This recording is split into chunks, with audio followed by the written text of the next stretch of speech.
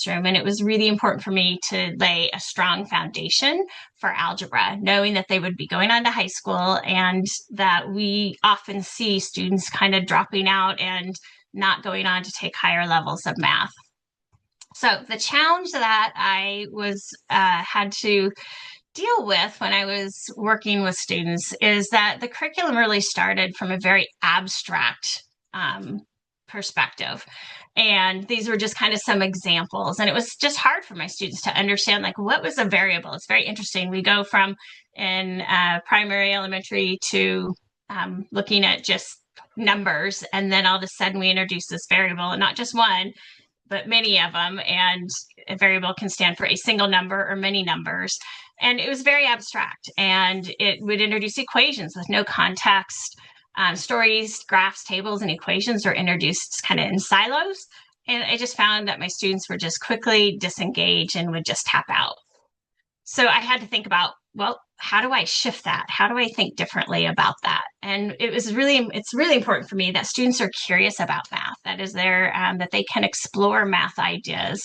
And so that was shifting my own mindset, thinking of the habits that I needed to, change my perspective about what my classroom could look like and the learning experiences students could have. So one of the most important pieces was really being able to connect students' learning experiences with their own lived experiences, things that they have actually experienced. So for example, when we're talking about examples of linear growth, they've all, look at filling up a bathtub. That's been something that they've experienced that would be an example of linear growth, or saving money, another example, or for exponential growth, that they know about Instagram posts that go viral. It was actually back in the day, it was around rumors, that might go viral.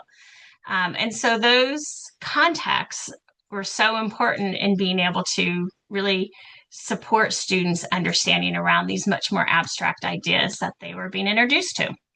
So the Waters Foundation actually came and needed a place. They moved, Mary Sheets kind of moved from Arizona up to Portland, and we gave her a space to just start this work in Portland, Oregon at Harriet Tubman Middle School. So I was really introduced to these tools. And the first one was the behavior over time graphs.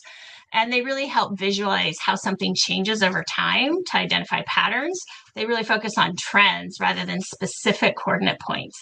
And what was really wonderful about using behavior over time graphs, it surfaced the students' intuitive understanding of linear and exponential growth and decay. And it was just, and I'll show you some examples of opportunities, but they don't need to know their multiplication facts. There's so much that students can do. And I think that's kind of shift in lens that's so important, but they really do have an intuitive understanding because they've had those experiences. And it also helped me with some excellent formative feedback. So for example, here's just a behavior over time graph around gallons. And so I would give them a story, filling up a bathtub for my kids, my boys, and I asked them, I just want you to sketch this. Sketch the water, the change in the amount of water in that bathtub over time. So I put the plug in, there's no water in the bathtub. I turn that water on really high, and a little time later, I get a phone call. And so I turn the water off, take the phone call, and then I come back and I turn the water on a little bit just to finish filling up the bathtub. And I ask students to sketch that. And here's, some different answers that I get from students. And it helps give me some really good information about, do they understand kind of where the graph would start? Would it be, a steep slope, or depending on what the story is about? I would use other behavior time graph examples where they were asked to write a story. So they were given a graph and then they had to create their own story. So they're really moving back and forth and really understanding, well, if the graph starts up on the x-axis, how does that relate to the story? And we're not getting into, oh, that's the y-intercept yet. We're just building that conceptual understanding, or kind of having stories that then they have to create a graph of. That might be an exponential story, or anything that's changing over time that they can reflect on a behavior over time graph. So I loved using behavior over time graphs.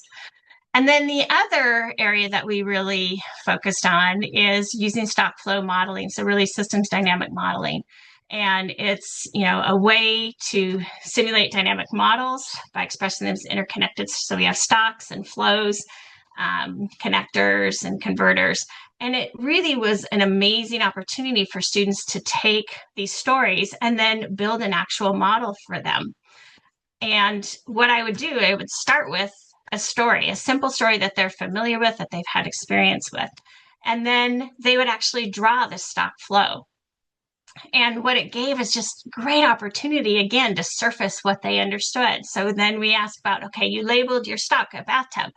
Is it that bathtubs are increasing and accumulating? And so we can talk about, oh, well, no, it's actually the water in the bathtub. So we can get much more precise. And then talk about, well, what would we label that inflow? What is actually flowing into the bathtub? Oh, it's the water flowing in.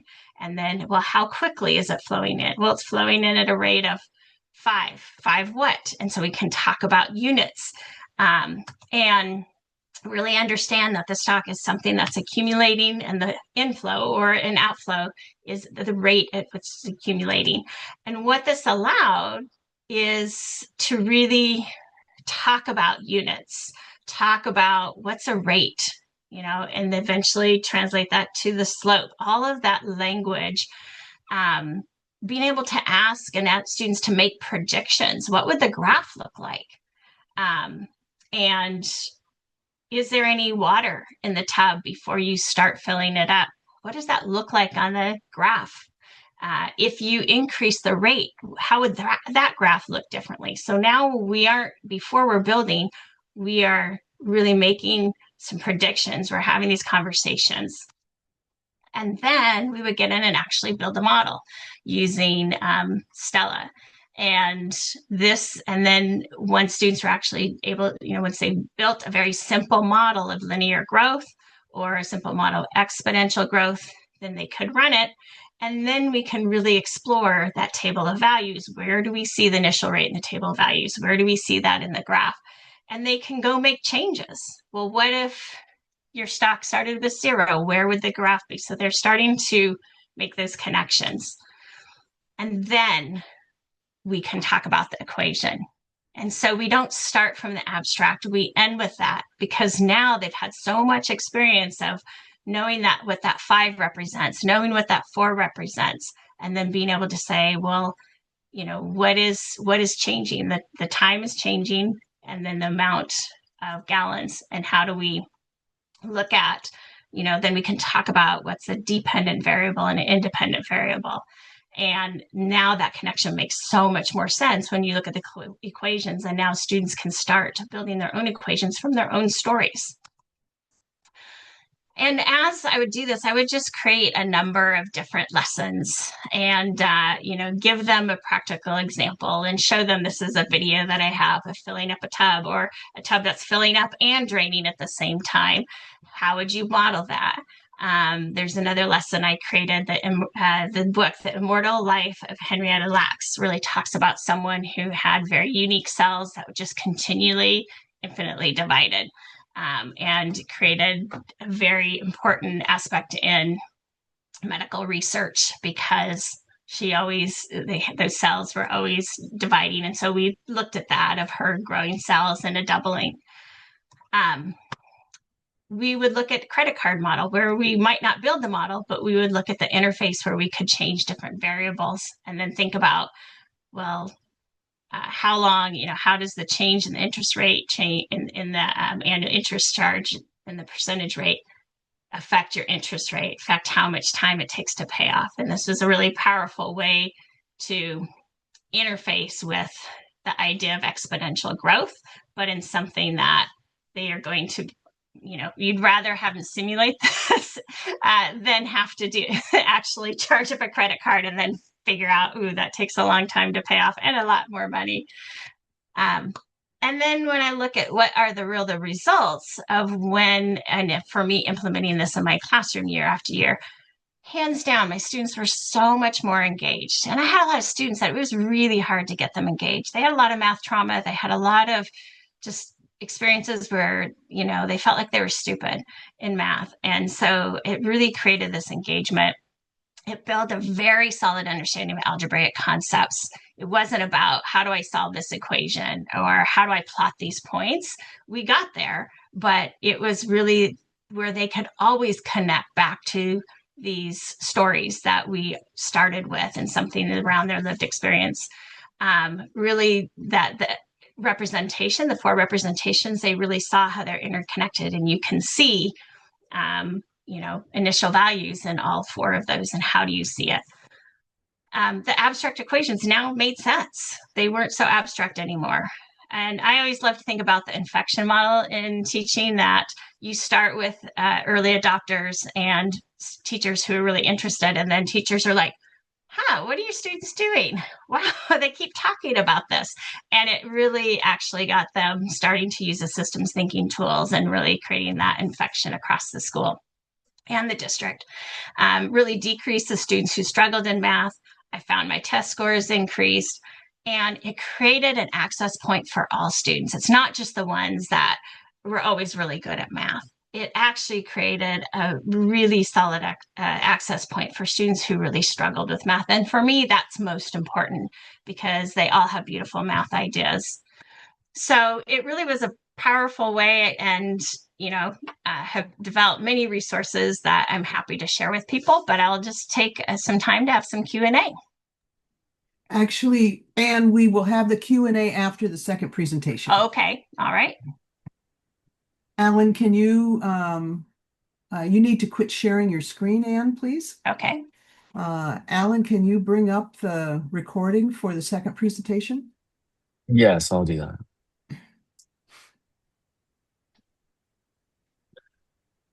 And don't forget to share sound. When you share your screen, don't forget the video, and you have to share the sound.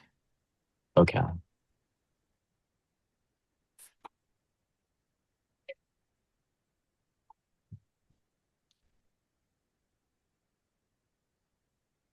Hopefully I've done this correctly.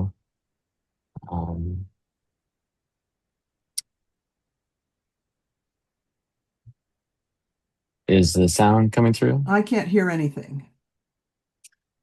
Okay. So stop sharing. Okay. And when you share again, do you want me to share it? I can share it if you want. When you share, there's on the right-hand side, there's a share sound. Do you see that? Share settings. Okay. Why don't you let me do it? I will go ahead because we're a little short on time is the only problem. Okay. So sorry, it's okay. It's hard it's hard to do it the first time. Okay. Share sound. Hello, my name is Steve Roderick. I'm a member of the K-12 leadership team, a retired high school biology teacher, and most recently a curriculum developer at the Concord Consortium. During my teaching career, I was deeply invested in using system dynamics and modeling as a way of helping students understand how living systems work. And for most of that career, the tool I used was Stella, a stock and flow modeling environment. Today, I want to tell you a story about how a single sentence in a cell biology textbook sent me down a path that eventually led me to ask 2 AI systems for help, and how that experience turned into a classroom-ready model that illustrates one of the most fundamental and widespread design principles in living cells. One of my favorite resources while teaching was Molecular Biology of the Cell by Bruce Alberts. One day, while preparing a lesson on evolution, I came across this quote: "Certain simple types of arrangements are found over and over again in cells from widely different species." I was amazed. I had been using system dynamics in my classroom for years, but I'd never applied it to genetic regulation. And this sentence was essentially saying, there are recurring circuit patterns in living cells, patterns so advantageous that evolution keeps selecting for them across the entire tree of life. This raised two immediate questions for me. What are these arrangements, and what advantage do they give to cells that use them? I decided to use AI to help me develop a model. I gave the same carefully constructed prompt to two different systems, ChatGPT and Claude Sonnet. I want to highlight something about this prompt. Notice that it provides context. It identifies me as a teacher with a specific interest in system dynamics. It names the modeling tool I use. It cites the source of the idea, and it asks for three distinct things: what the arrangement is, why it's advantageous, and how to model it. The context mattered. I'm a firm believer that AI responds to the quality of the prompt you give it, and treating an LLM as a thinking partner means investing effort in framing your question well. Both systems came back with the same recommendation: build a model of negative autoregulation, a circuit where a protein represses its own production. But the approach of each was slightly different. Both AIs identified the same mechanism, a simple negative feedback loop that offers an advantage in protein production, and both recommended building two parallel models for comparison. But there were meaningful differences. ChatGPT kept things rather generic. It offered a simple explanation of the feedback loop and suggested creating a model that compared the responses of two simple, single-stock models, one with and one without feedback. It did not offer specific biological examples that might be used in a classroom. Claude Sonnet went deeper biologically, seeming to take into account the fact that I taught high school biology. It offered known biological examples and suggested a more complex model involving the details of protein production. It also referenced published research supporting the advantages of negative autoregulatory systems. In the end, I found Claude Sonnet's response much more intriguing biologically, but my intent with this lesson was to offer an introduction to systems thinking and feedback thought, as well as the surprising idea that information flow within a cell could actually impact evolution. So as not to dilute my intent, I chose to follow ChatGPT's simpler modeling approach.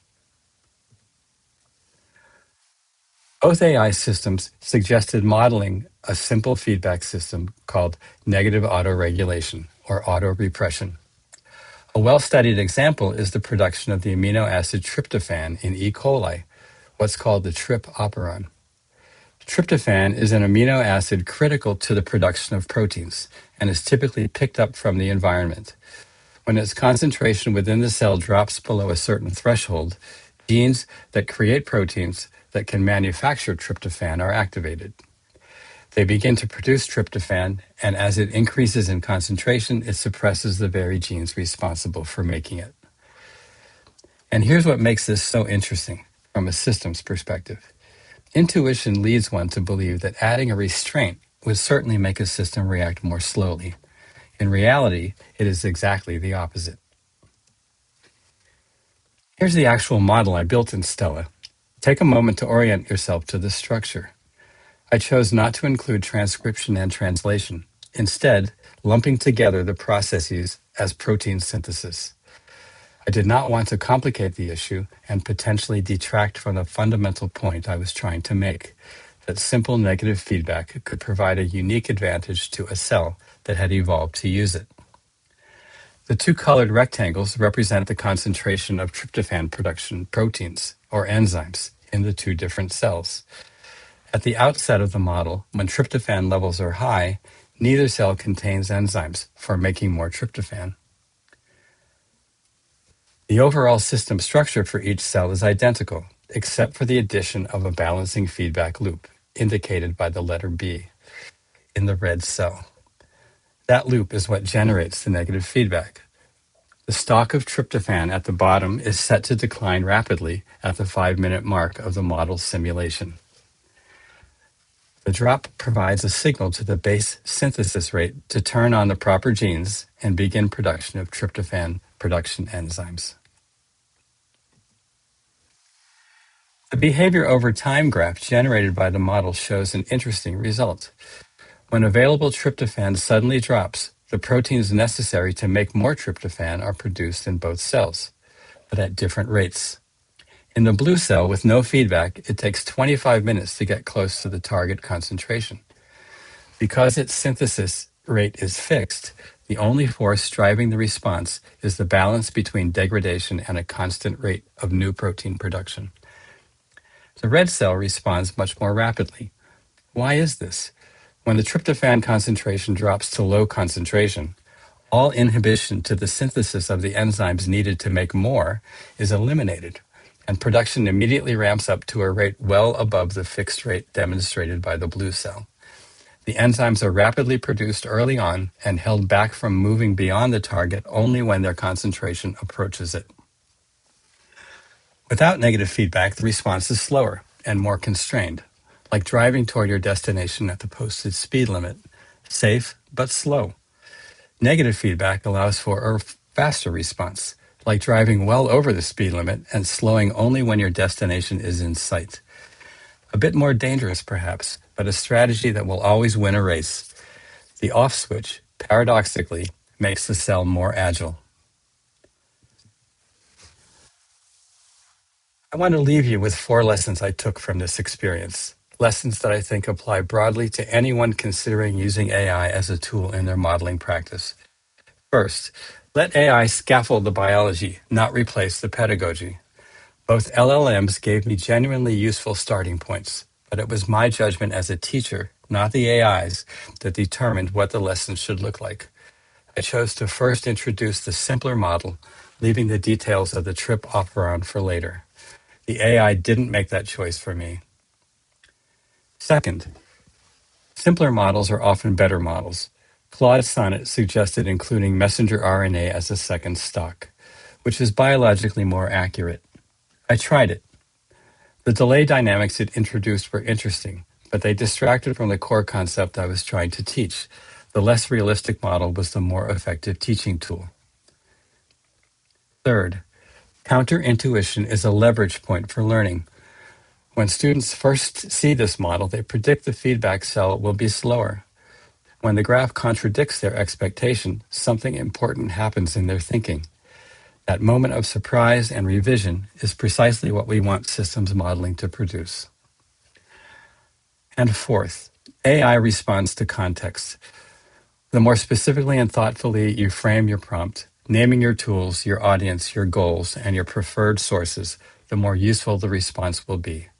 The prompt is the teacher's art form when working with AI. I began with a sentence in a textbook that intrigued me. I ended with a working model that my students could run, manipulate, and argue about. AI helped me get there faster and more confidently than I would have on my own. But it was my knowledge of biology, my understanding of how students think, and my experience with system dynamics that determined what to do with what the AIs offered. That, I think, is the right relationship with these tools. Not deference to the machine, but genuine partnership, where the teacher provides the judgment and the AI provides the scaffolding. A simple Stella model with 2 stocks and 1 feedback link can reveal something that took biologists decades to fully appreciate, that negative feedback doesn't just stabilize the system, it actively accelerates it. Cells throughout the living world figured this out long ago before we did. That's worth showing students. And now, with the help of a well-crafted prompt and a good modeling environment, it's easier than ever to do. Thank you very much. Okay, thank you for the 2 presentations. I'm going to take a minute of the next session, the next parallels time. Henny, please allow me to do that. Any question for Ann Gallagher? She has resources and things about teaching mathematics. Does anyone want to ask her some questions before we go on to the next presentation? Well, I really like your presentation. I totally agree with you that stocks and flows give us a way to help students understand conceptually what is so abstract in mathematics. And so thank you for presenting, and we'll talk about the resources that you have, and maybe we can maybe we can talk about seeing if you would be willing to share some of those more with us in the future. Yeah, sure, absolutely. And I'll put my email address in there. So if people want to reach out, feel free to do so. Thanks for the opportunity to present. Thank you very much, Anne. Really appreciate you coming.